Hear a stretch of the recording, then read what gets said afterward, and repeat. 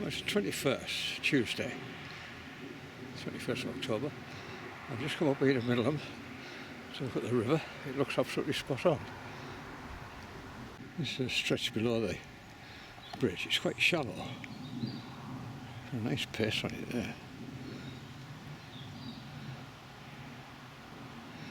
I think you could run a float down there. Lovely. Not that I'm a float fisherman, anything but. And let's just continue to look downstream. Just see the pace of the water over there.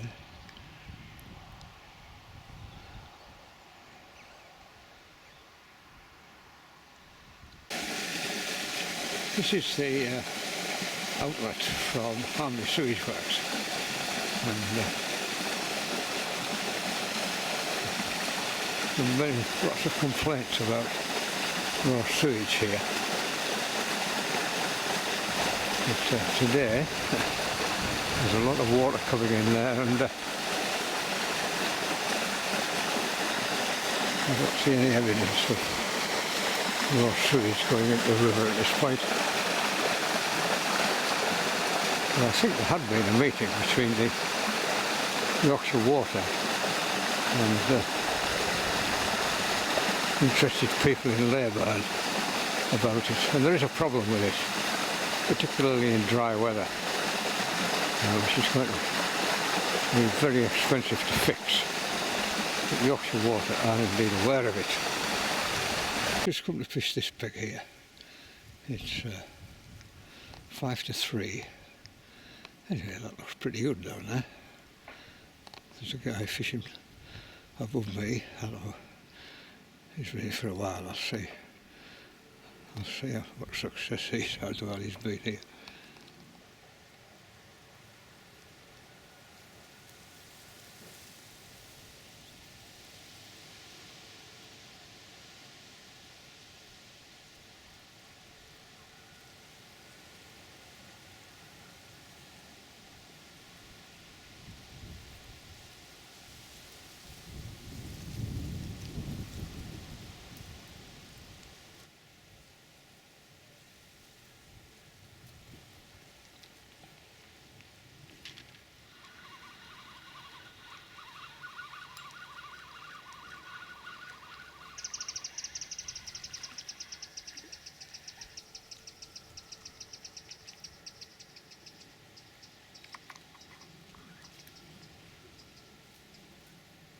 A little gudgeon plagued by minnows.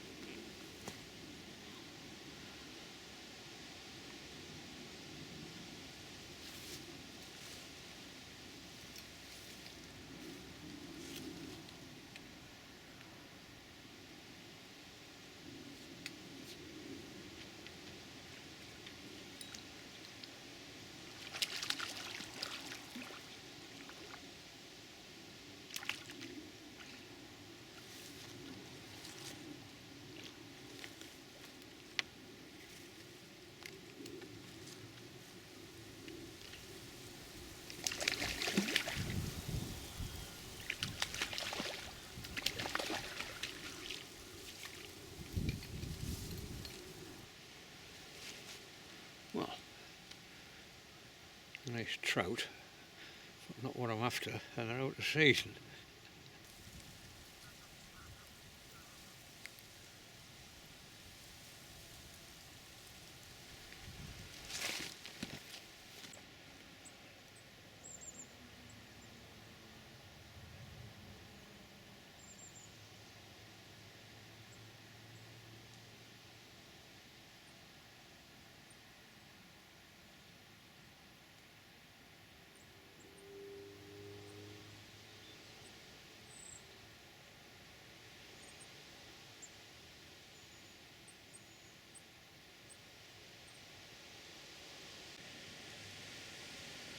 One had 2 minutes,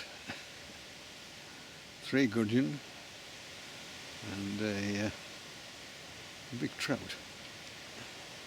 but no grayling. In fact, when I speak to other anglers, there have been very, very few caught, and they've all tended to be very small, so I have to wait for the colder weather. They'll begin to show up, hopefully. Anyway, so the backstop of the Riviera up here in Wensleydale, and it's Leeds Dot of Water. Take care. See you again. Bye-bye. It is Wednesday the 22nd of October 2025. Just dropped in to have a look at Topcliffe Way after the rain we had earlier in the week. Just carrying a little bit of colour, peat.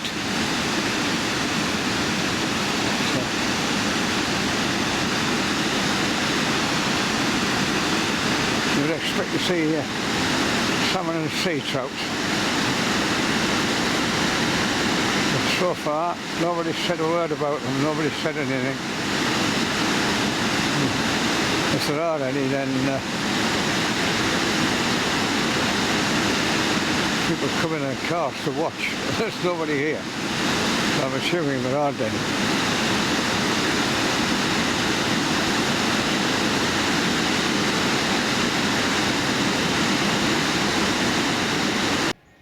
Just a quick reminder, the road will be closed on the 27th of October, which is next Monday, Tuesday and Wednesday. This being the 22nd, Wednesday. Two lads have got something on here, I don't know what it is.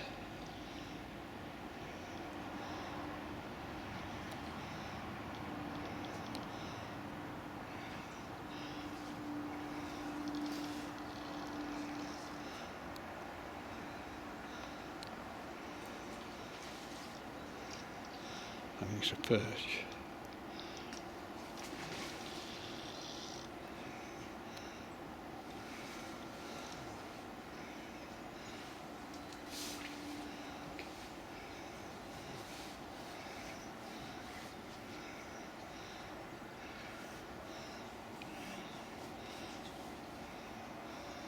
Well done.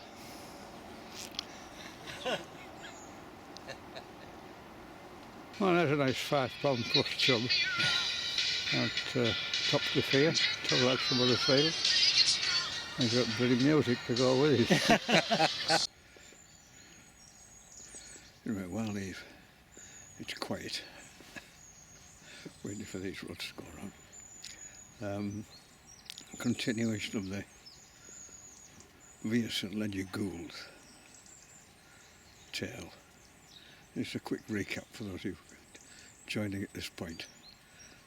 When I come down here fishing, I pass a church called St Lambert's in Burniston in North Yorkshire. And the vicar of this church was John Hartley, and he entered the Wimbledon Tennis Championship in 1879, and in the final he met a fella, a minor aristocrat from Southern Ireland, Via St Leger Goold, who we beat.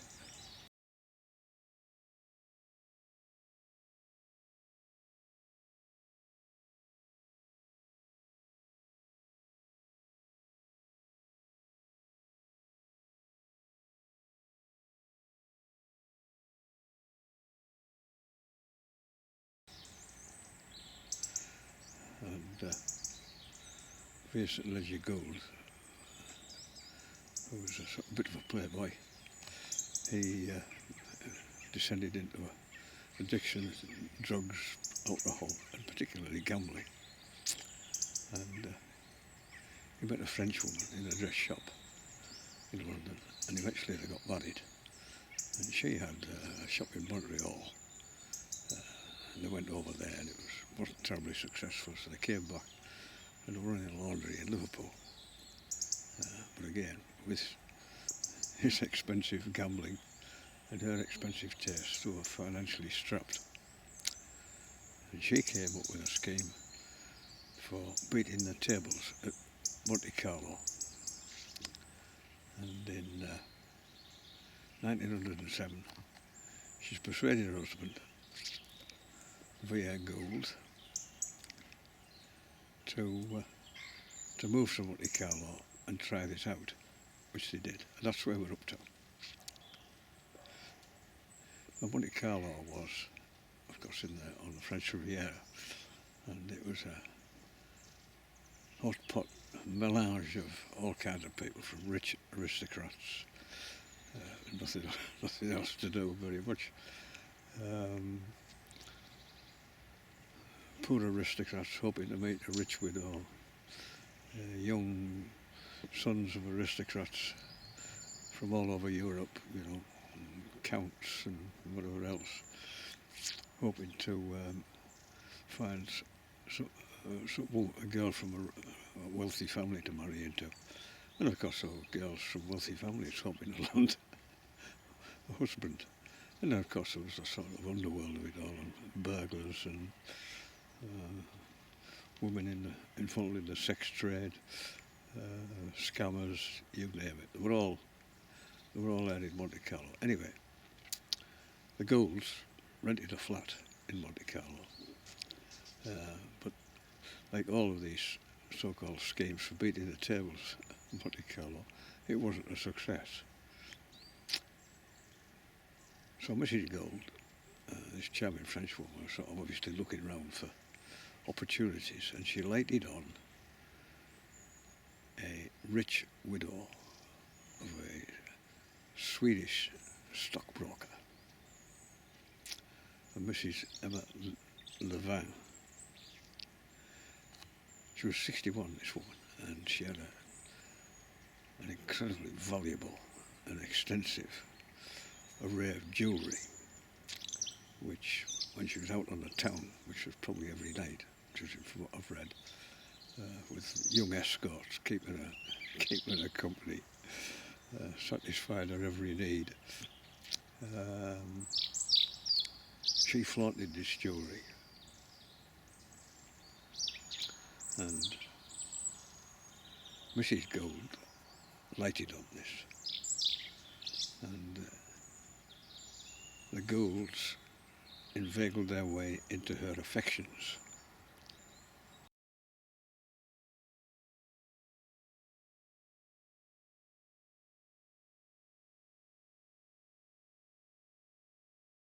Well, this Mrs. Levin, she already had a companion, a maid or companion, called the plague, a Madame Catsalasi, and Mrs. Goold was sort of treading on her toes a bit. They absolutely loathed one another.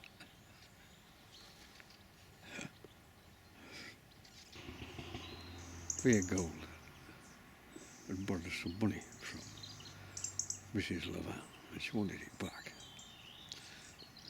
She wasn't having much success, because she was leaving Monte Carlo and probably went back to Stockholm.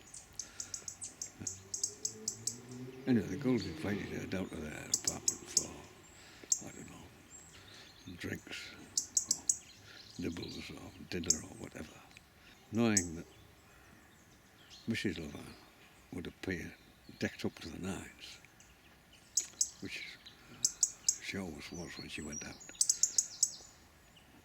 And that decking up would include a substantial amount of jewellery with immense value. And by midnight, she hadn't come back. So this Mrs. Madame Castellazzi, she called the police, and they went down to the flat where the Goulds had been living. The Goulds weren't there. Only Mrs. Gould, her niece was there. But they found a sort of saw, a big knife covered in blood, and obviously evidence of blood being mopped up in the bathroom.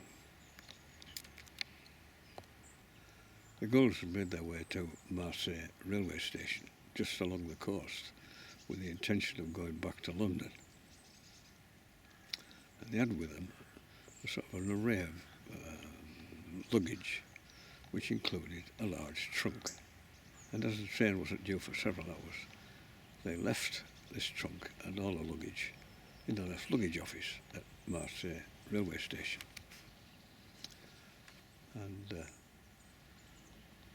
a railway clerk, Mr. Pons, or Monsieur Pons,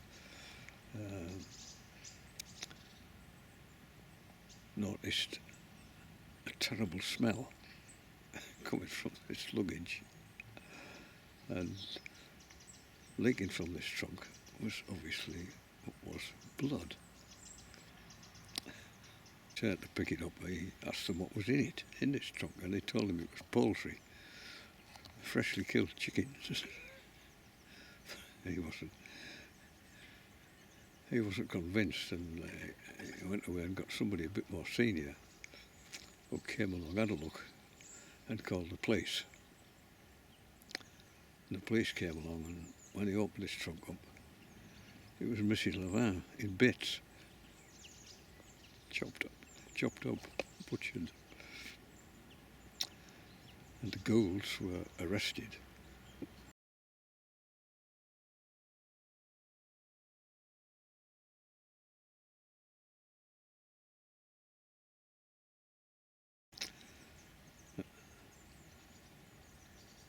They followed a big trial in Marseille. I mean, all the world's press were there. The New York Times, Times of England, they were all there. It was a huge scandal. And Mr. Gould, Mr. Via St. Ledger Gould, he, being absolutely besotted with this woman, he claimed that he had done the foul deed. But when police sort of homed in on his statement, it was patently obvious it wasn't true. It was Mrs. Gould, this French woman, who was the main instigator of this foul deed. And as a consequence of which, she was sentenced to death, which in those days was by guillotine. Chop your head off, which seems somewhat ironic given that they chopped up Mrs. Lavin.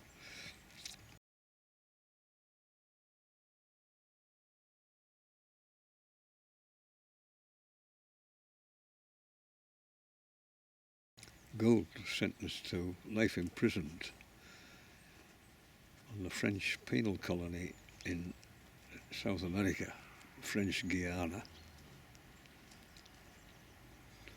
And he was transported there by boat, knowing that he would never see the love of his life ever again. And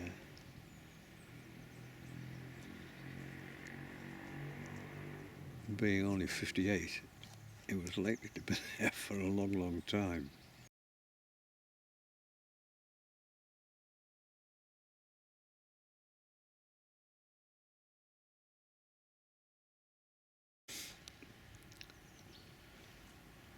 And part of this penal French colony, French Guiana, offshore was an island, which is better known as Devil's Island. And he was there, incarcerated there for a short while before being brought back to the main sort of camp, a couple of miles away on the mainland. He was bored out of his brains. I mean, he was obviously well educated, son of a minor aristocrat. He didn't speak the language. The climate was absolutely appalling, stinking hot, humid, insect-borne diseases absolutely rife. And of course, most of his fellow prisoners were scum of French society, murderers and rapists, but they also got rid of politicians over there. Anybody they didn't want, they shipped them off to French Guiana. I mean, this place remained open until 1953. It was absolutely appalling. Anyway, after a year, V.S. and Legend Gould had had enough and killed himself. He was 59. That was in 1909.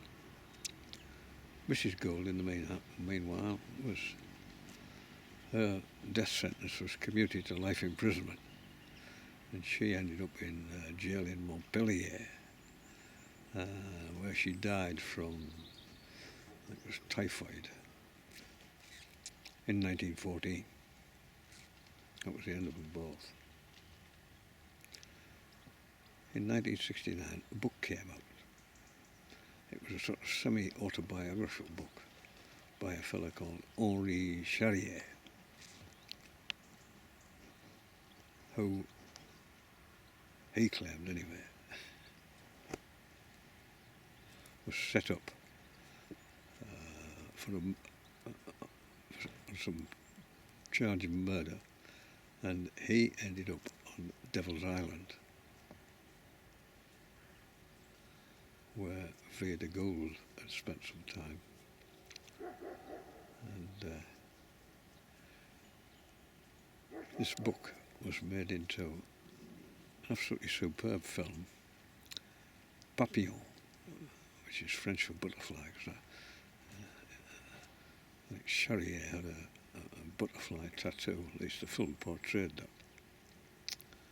And in the film, of his escape, using a sack full of coconuts, his escape from Devil's Island, the lead part in the film, Henri Charrier, was played by no less a person than, you've guessed it, Steve McQueen.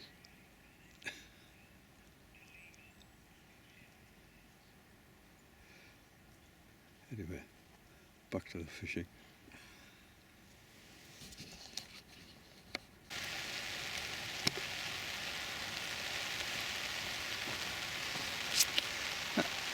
Well, it was nice and sunny a minute ago. Now it's taping with rain. Hopefully it won't last very long.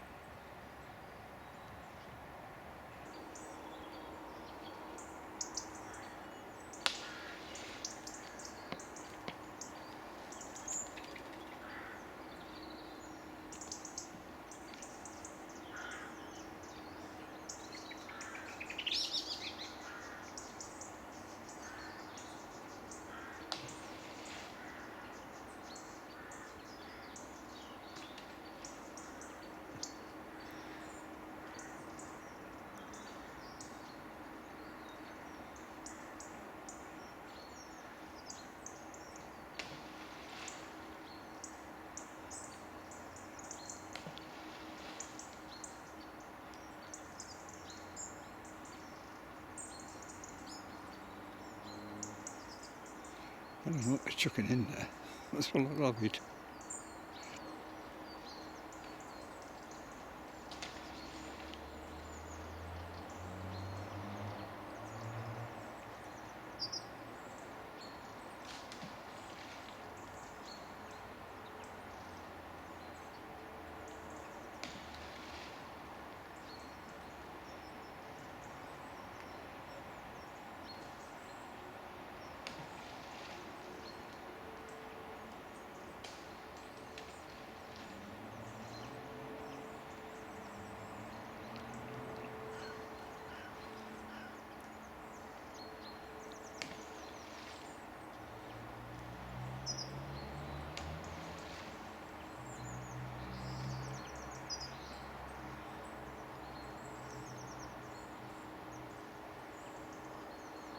Who's the feeding the fish?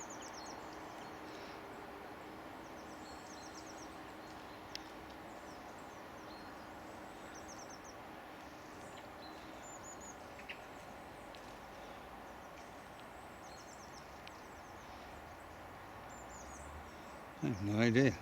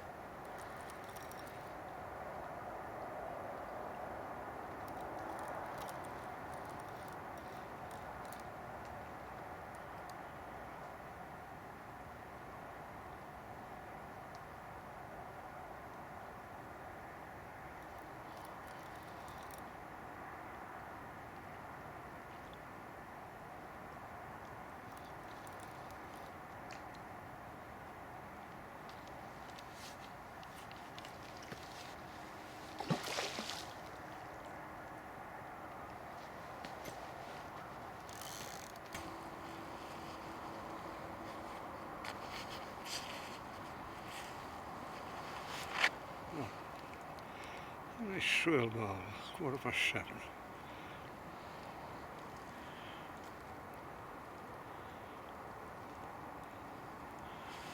Lovely.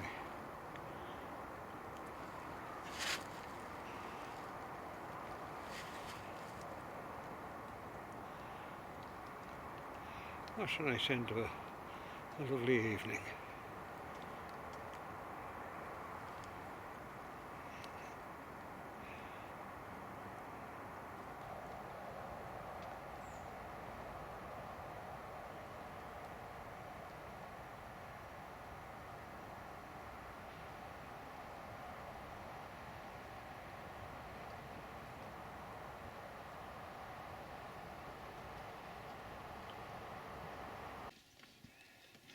after the earlier rain, it turned into a wonderful evening, a lovely sunset, and just to cap it all, a nice barbel.